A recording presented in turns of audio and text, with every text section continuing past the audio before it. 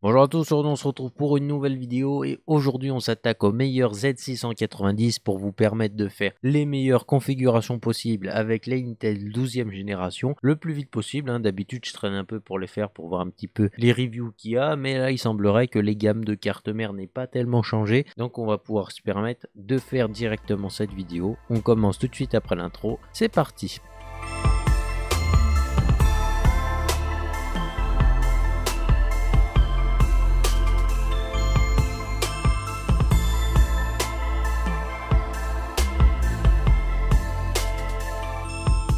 Comme je vous ai dit tout de suite avant l'intro, aujourd'hui on se retrouve pour les Z690, le top de tout ça. Comment la vidéo va se présenter? Et bah déjà on va faire comme d'habitude, on va faire les ATX en premier, donc la plupart des gens achèteront ce genre de format. Et puis après on verra plutôt pour les plus petites configs, avec deux cartes mères en micro ATX et deux cartes mères en mini ITX, comme ça vous pourrez quand même faire des configurations pour les petits PC sans trop de problèmes. Je vous propose qu'on commence tout de suite. Avant ça, je tiens à préciser que les liens que je vous mets dans la description, c'est les liens Amazon, puisque cette fois-ci, je suis pas allé sur Top Achat, je suis allé sur Amazon. Et en fait, les liens que vous aurez dans la description, ils sont affiliés. N'hésitez pas à acheter sur d'autres sites internet, évidemment, si c'est moins cher ou que vous voulez acheter là où vous voulez. Et ah oui, et aussi, petite information supplémentaire, les cartes mères Asus peuvent permettre de mettre les refroidissements de l'ancienne génération, c'est-à-dire que si un refroidissement est compatible LGA 1200, vous pourrez le mettre sur toutes les cartes mères Asus. C'est plutôt sympa de leur part. Alors on commence tout de suite ce top de cartes mères avec les cartes mères entrée de gamme. Qu'est-ce que je peux vous proposer à une gamme de prix totalement respectable? On a Gigabit qui va ressortir deux cartes mères qu'on aime particulièrement. La première qui est plutôt intéressante dans cette gamme de prix, c'est la UD, donc ultra durable. Cette gamme on la garde à chaque année quasiment. Elle est vraiment intéressante, des VRM plutôt costauds, bien refroidis, avec pas mal de ports USB. Honnêtement elle vous offre clairement tout ce qu'il vous faut. Mais personnellement c'est plutôt une carte mère que je conseille pour un i5. Enfin voilà, vous avez compris la gamme de prix. On est encore sur de la DDR4, vous verrez la DDR4, je vous ai mis un max de carte mère avec, comme ça vous fait gagner un max d'argent sur le kit en entier et vous n'êtes pas trop perdant au final. C'est plutôt intéressant comme carte mère, vraiment elle est pas mal. Sa concurrente ça va être la MSI Pro DDR4A, donc en gros c'était la A Pro d'avant. Ici on la retrouve, je la trouve personnellement un peu moins intéressante que celle juste avant, elles sont quasiment au même prix. Faut savoir que la UD en ce moment il y a pas mal de gens qui ont eu des problèmes avec la mémoire, apparemment il y en a qui disent qu'ils n'arrivent pas à la faire tourner à la bonne fréquence. Alors c'est où vous bidouillez, vous la réglez à la main, ou alors en attendant qu'il sorte un BIOS, parce que j'ai pas vu de BIOS qui avait ce correctif là, en attendant qu'il soit corrigé, pourquoi pas prendre la MSI Pro en attendant si vous voulez vraiment vous monter un PC vite fait. Mais bon, je pense que vu que vous savez qu'il n'y a pas de carte graphique, vous n'êtes pas à un mois près, tu vois. Pourquoi pas attendre un petit peu qu'il y ait le correctif parce qu'elle est un peu meilleure. Sinon, les deux là se valent honnêtement à peu près. C'est deux cartes mères qui jouent dans la même gamme, qui sont à peu près pareilles. Sauf qu'MSI elle a moins de ports USB à l'arrière, donc ça peut pénaliser un petit peu. Et les deux tournent sur DDR4. Ah oui, aussi la fréquence maximale des barrettes de RAM sur la Gigabit UD est un peu plus élevée. Mais bon, on est sur un truc qui doit tourner à 4800, 5000 MHz. Donc autant vous dire que pas grand monde a l'argent d'acheter ce genre de kit de RAM. Donc vous verrez pas beaucoup la différence. Mais bon, c'est important de le savoir aussi. On monte d'un cran ici avec la Gigabit Gaming X. Alors cette carte mère c'est vraiment le meilleur rapport qualité-prix que vous pourrez avoir. On peut commencer à mettre du i7 dessus sans trop de problèmes. Et honnêtement elle a des VRM très costauds. On la retrouve souvent avec un carénage d'aluminium brossé. Ça fait penser un petit peu aux gammes Aorus, même si les Aorus sont légèrement dans une teinte un peu plus foncée. Mais voilà, c'est un style qui lui appartient totalement. Elle est plutôt jolie d'ailleurs. Et sinon cette carte mère possède un peu plus de fonctionnalités par rapport à avant. On va se retrouver avec quelques prises ventilateurs en plus, des USB supplémentaires sur l'arrière et en plus en général ils sont d'une génération supérieure, plus de débit. Cette carte mère elle est aussi disponible avec le Wi-Fi, faut savoir, et elle tourne autour des 230 € à peu près. Avec le Wi-Fi elle tourne à 270, je crois 280 quasiment. Mais voilà, donc oui, le Wi-Fi ça fait un sacré coup en plus. Personnellement en plus le Wi-Fi de chez Gigabit je sais pas ce qu'il vaut, normalement il doit pas être trop mal, mais si vous faites le calcul vous rajoutez 50 €, donc c'est à peu près le prix d'une carte Wi-Fi ailleurs. Et puis là vous aurez Wi-Fi Bluetooth, donc pourquoi pas, j'ai envie de vous dire. On a ici 4 ports M.2 en plus, donc ça permet de mettre pas mal de disques durs, tu vois ce que je veux dire. Mais bon, déjà un seul ça suffit pour la plupart des gens. J'en connais pas beaucoup qui mettent 12 SSD M.2 dessus, tu vois. Déjà faut pas mal d'argent, quand t'as plus d'argent à mettre dans des M.2 que dans ta carte mère, il y a peut-être un petit problème aussi quoi. Mais bon, sinon, voilà, elle supporte beaucoup de choses et c'est une carte mère très polyvalente, ça c'est sûr. On enchaîne avec une gamme qui est nettement plus chère. Alors là, sur Amazon, elle est particulièrement chère. Elle a 344 € cette Tomahawk DDR4. Elle est vraiment chère. Là, je vous dis direct, allez sur un autre site, sur Top Achat, elle est même moins chère. Alors pour que Top Achat soit moins cher qu'Amazon, voilà, c'est qu'il y a des dingueries au niveau des prix quand même. On a des VRM assez costauds. On a l'habitude sur cette gamme, les supports jusqu'à 70 ampères par rail, je crois. 70 ampères, ça va pas parler à grand monde là ce que je raconte. En gros, ce qu'il faut savoir, c'est que vous pouvez tenir un i5 overclocké sans trop de problèmes, un i7 overclocké. Ça peut commencer à être intéressant sans aller dans le hardcore, hein, évidemment. On n'est pas sur des cartes mères dédiées à l'overclocking et tout et tout. Là, on est plutôt sur des cartes mères très polyvalentes, très costauds. On va avoir des VRM vraiment bien refroidis qui vont vous permettre de tirer le maximum possible de votre processeur sans aller dans l'extrême, évidemment. Voilà, c'est une carte mère qui est plutôt costaud avec une très bonne gamme. Donc là, c'est la version Wi-Fi, c'est pour ça que c'est un peu plus cher. Il y a une version sans Wi-Fi aussi pour ceux qui veulent, qui est moins cher. Voilà, ça paraît évident. Mais par contre, personnellement, elle est un peu moins bien que la prochaine carte mère qui arrive. Et la prochaine carte mère, c'est vraiment un monstre, vous allez voir. Voilà, cette carte mère, c'est le coup de cœur que j'ai eu personnellement cette année. C'est la teuf. La teuf, elle est vraiment incroyable. Ouais, j'ai dit pareil pour les cartes graphiques. Ça vous pose un problème ou quoi? J'aime beaucoup la gamme teuf, personnellement. Parce que Asus vous fait des dingueries pour moins cher. Genre, vraiment, cette carte mère, c'est un truc de fou furieux. Il y a personne qui veut l'acheter. Je comprends pas. C'est vraiment la teuf à chaque fois. Je sais pas comment Asus se débrouille, mais vous font une carte mère de malade mental pour pas cher. Pourquoi vous ne l'achetez pas? C'est tout ce que j'ai envie de vous dire. Les VRM sont super bien refroidis. Ils sont super costauds. Vous avez des VRM qui sont conçus de manière plus que robuste, hein, parce que là, les overclocking, ça peut y aller à tire-larigot, comme on dit. Bon, vous n'avez pas toutes les fonctionnalités des plus grosses ROG Strix, mais honnêtement, pour le gamer qui a juste envie de tirer le maximum possible de son PC, le i7 passe très largement dessus et je vois pas où il est le problème, quoi. Sinon, au niveau de la RAM, on est encore ici sur de la DDR4, on a toujours pas changé depuis le début de la vidéo. M.2, on est plus que fourni parce qu'il y a 4 ports aussi. Et puis en PCI Express 16, on en a 2. Vous pouvez faire des crossfire, tout ça. Personne ne le fait, mais bon, c'est jamais, hein, je préfère le préciser. On a la version Wi-Fi et sans Wi-Fi, là, il y en a encore 40 € d'écart entre les deux. Enfin, 40 à 50 €, ça dépend les sites. Mais le Wi-Fi d'Asus, c'est très bon. Donc voilà. Ça peut valoir le coup suivant ce que vous voulez. Donc Wi-Fi Bluetooth, ça paraît peut-être pas logique pour tout le monde, mais il y a Wi-Fi Bluetooth. On a un peu de RGB, mais ça reste plutôt sobre. Et sinon, le style de cette carte mère est monstrueux. Comme j'ai dit, c'est mon coup de cœur de tout le top. Alors que oui, il y a des cartes mères à je sais pas combien. Là, on a des cartes mères jusqu'à 700 € dans le top quand même. Et puis après, on a environ son concurrent un petit peu direct. C'est la MSI. Donc personnellement, ce que je peux vous dire, c'est que si vous aimez bien mettre les mains dedans, allez chez Asus. En plus, vous pourrez mettre des refroidissements de manière plus conséquente, puisqu'il y a tous les refroidissements de LGA 1200 qui sont compatibles avec l'Asus, comme je vous ai dit. Et sinon, cette petite MSI Gaming Age, qu'est-ce qu'elle nous offre? Elle nous offre 75 ampères sur les VRM. Donc si vous avez noté que la Tomahawk tout à l'heure, elle avait 70, on est sur des VRM un peu plus conséquents ici, un peu mieux refroidis aussi. Voilà, sinon c'est des cartes mères qui permettent encore une fois d'accueillir des i5 overclockés, pas de problème. i7, on peut commencer un petit peu à tirer de l'overclocking dessus. Sinon, on va être très confortable et très polyvalent pour la plupart des choses. On n'est pas sur des cartes mères dédiées à l'overclocking encore. Faut noter que le BIOS Asus, par contre, il vous permet d'aller un peu plus du côté overclocking. Bon, vous n'aurez pas les fonctionnalités, les micro-écrans de code erreur sur la carte mère. Vous n'aurez pas les boutons de reset direct du BIOS et tout. Mais voilà, ça permet déjà de commencer un petit peu à se faire plaisir sans trop non plus aller dans l'extrême. Mais bon, de toute façon, je pense que si vous êtes un overclocker extrême, vous n'avez pas forcément de raison de regarder cette vidéo. Et si c'est le cas, je pense que vous savez déjà que c'est pas ce genre de carte mère dans lequel il faut taper. Parce que je veux dire, voilà, t'as très bien compris. Sinon, cette Gaming Edge, qu'est-ce qu'elle a? Elle a pas mal de ports ventilateurs, elle a pas mal de ports RGB aussi, hein, on commence à avoir la blinde. On a les convertisseurs pour aller de l'adressable RGB au ventilateur Corsair, parce que sinon c'est un peu la merde, hein, vous savez très bien qu'il faut tout acheter chez Corsair sinon. Donc là, on a les convertisseurs directement intégrés. Sinon, vous allez chez Asus, Asus est carrément en partenariat avec Corsair, donc zéro problème pour gérer les LED. Voilà, sinon MSU, ouais, ça reste assez correct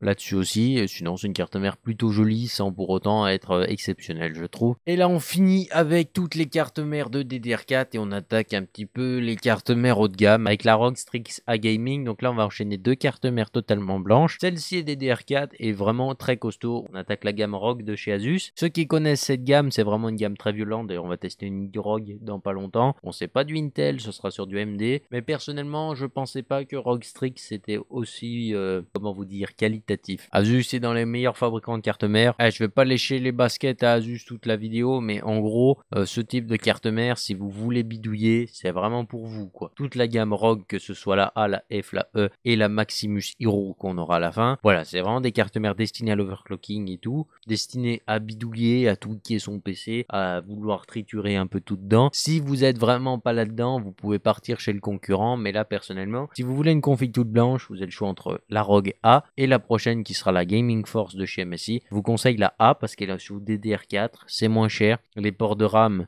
comme ça, enfin, vos barrettes de RAM, vous les paierez beaucoup moins cher, la plateforme coûtera beaucoup moins cher en soi. Et sinon, on a une carte mère ici qui est très costaud. On se retrouve avec 16 plus 1 en phase d'alimentation. Des VRM très costauds, en gros, bien refroidis, beaucoup de fonctionnalités. Voilà, on va retrouver encore une fois 4M.2. Elle est disponible avec le Wi-Fi en plus et tout ça pour environ 400 €. Alors oui, c'est cher. D'habitude, elle tourne plutôt autour des 300 €. Mais voilà, 400 € ici, on a quand même une bonne carte mère. Et après, on a la suivante. Et on a ici sa concurrente qui s'attaque au même marché en soi. Donc toujours les gens qui aiment les cartes mères toutes blanches. Ils sont plutôt costauds. Et là, on se retrouve avec la Gaming Force de chez MSI. Donc c'est la nouvelle version de ma carte mère en gros. Qu'est-ce qu'on y retrouve dessus?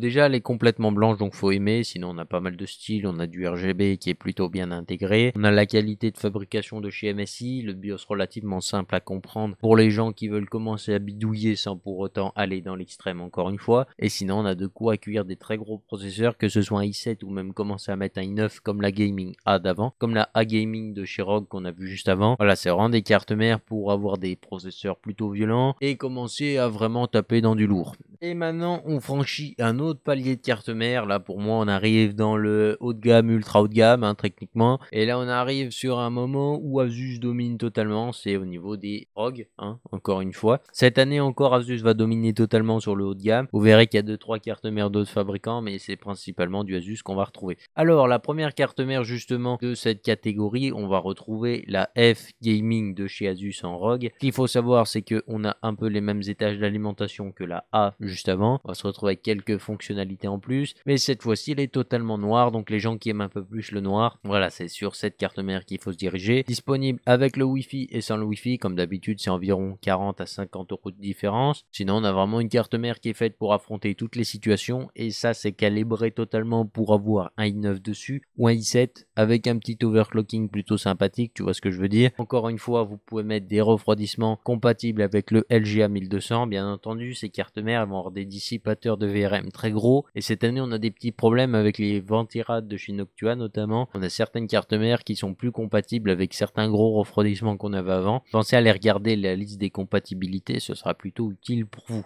Sinon cette carte mère, qu'est-ce que je peux vous dire, elle est vraiment jolie cette année encore une fois, et puis sinon bah elle a vraiment de quoi vous offrir un maximum de fonctionnalités et de polyvalence pour un prix qui est quand même élevé, hein, parce qu'on est très proche des 500 € quand même. Pour ceux qui voudraient voir un cran légèrement au-dessus, cette année j'ai été content de voir que Aorus retournait dans la course avec la Aorus Master, hein, cette fois-ci ils sont pas totalement largués, des VRM costauds, bien refroidis, même très bien refroidis, encore une fois beaucoup de fonctionnalités, hein, je vais pas vous mentir, pas mal de ports USB, beaucoup de ventilateurs, on est encore sur des DDR5 ici depuis la Gaming Force, hein, ça je vous le dis depuis, enfin, je vous l'ai pas dit pour les autres cartes mères, mais on est sur de la DDR5 encore une fois, les kits de RAM sont plutôt chers, mais bon vous êtes déjà sur des cartes mères à plus de 500 €. Donc voilà, fallait peut-être vous y attendre aussi, que c'était construit un petit peu pour avoir un i9 là, pour l'overclocker un petit peu, des refroidissements monstrueux. Cette carte mère elle est faite pour en voir de toutes les couleurs, et je dis pas ça parce qu'il y a du RGB dessus. Ça envoie du lourd et c'est plutôt cool de voir qu'Aorus s'est frayé un nouveau chemin dans le haut de gamme. Après on enchaîne avec la nouvelle ROG Strix E cette fois-ci, donc il faut savoir que c'est une F un peu plus musclée. Côté fonctionnalité, on est bien plus présent ici, on a un debug LED, donc en gros le petit écran en haut de la carte mère qui vous permet de voir les erreurs que fait la carte mère, et sinon en soi ça vous permet aussi de voir la température du processeur en temps réel, et sinon on a pas mal de petits trucs comme des endroits pour prendre les mesures avec le voltmètre, tout ça. Vous avez l'habitude pour ceux qui penchent souvent sur la E. En gros c'est vraiment une carte mère super intéressante pour commencer l'overclocking de manière plutôt avancée. On va avoir beaucoup d'options comme l'AI overclocking qui est déjà disponible sur la F notamment et la A certainement, des opportunités plutôt intéressantes dans l'overclocking ici. Donc oui, on peut dire que cette carte mère est plutôt destinée à avoir des très gros processeurs et puis dépasser la limite en plus. Non, je crois que la E n'a même pas de gamme sans Wi-Fi, donc vous êtes un petit peu obligé de la prendre avec Wi-Fi. J'ai envie de vous dire que à plus de 550 €, on est content d'avoir le Wi-Fi et le Bluetooth quand même.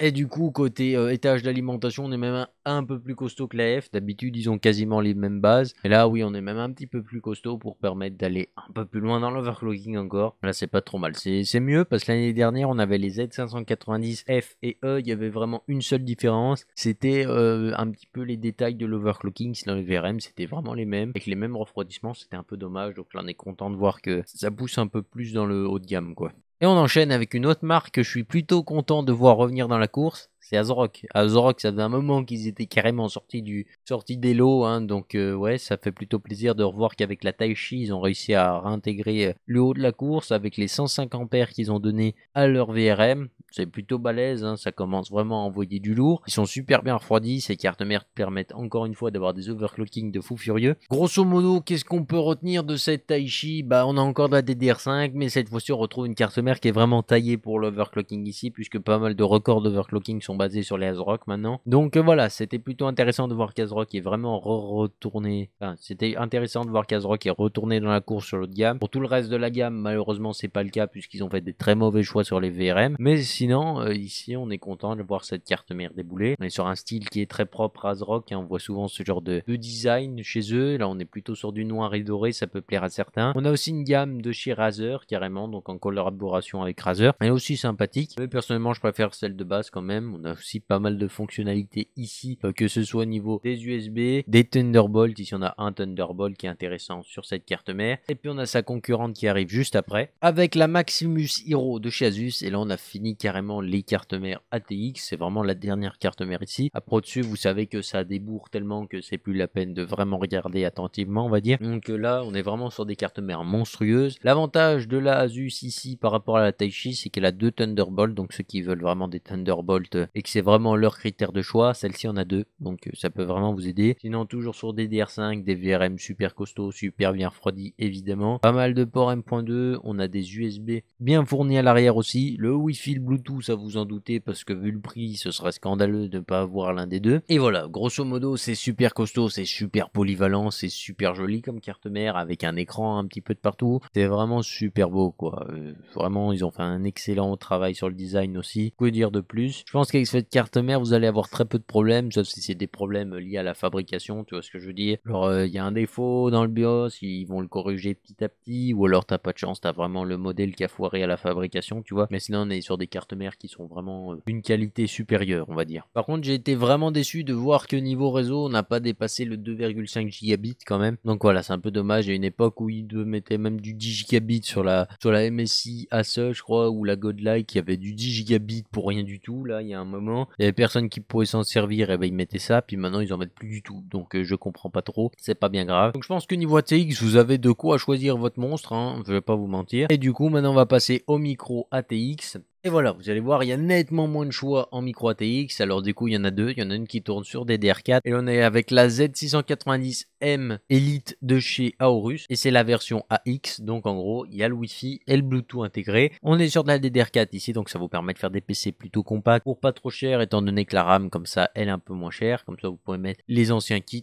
sans trop de problèmes. C'est plutôt cool. Et puis sinon, cette carte mère, elle vous offre quoi? Bah, déjà un format plus petit. 3M.2 maximum, on va dire. Et puis derrière, on a vraiment énormément de connectiques en USB, hein. Là vous allez pas avoir de problème, je pense que plus ça va aller, plus Aorus met beaucoup d'USB, c'est un excellent choix. C'est pour ça aussi que je trouve qu'Aorus ils sont gentils, tu vois. Aorus, j'aime bien cette marque, mais parce qu'ils mettent énormément d'USB, ils pensent aux mecs comme moi qui des fois sont en mode oh là là, mais où c'est que je vais mettre ma 8ème souris, tu vois ce que je veux dire? J'ai pas 8 souris, mais c'est pour donner un exemple quoi. Souvent il n'y a pas beaucoup d'USB. Chez MSI, tu te fais vite compliqué de commencer à sélectionner les périphériques quoi. Ça devient un battle royale quoi. En mode oh là là, l'enceinte Bluetooth. Ou alors la troisième souris, je sais pas lequel choisir. Et voilà, à la fin tu finis toujours par prendre le périphérique qui était le moins utile dans les deux. Du coup ça fait des problèmes, faut redémarrer le PC, tout ça. Donc voilà, Aorus vous n'aurez pas ce problème là. Il y a des USB dans tous les coins, c'est vraiment agréable. Cette carte mère est plutôt costaud, donc personnellement je la conseille pour un i5 ou un i7. Et puis après on va avoir la gamme juste au-dessus avec la G Gaming Wi-Fi de chez Asus. Et là on a une gamme un peu plus conséquente, donc là pourquoi pas mettre un i7 ou un i9 dessus, ça devrait passer. Si les PC sont sont plutôt compacts. Faut bien vous dire qu'un i9 qui consomme environ 300 watts en turbo, peut-être falloir le prendre en compte, quoi. Il y a un moment où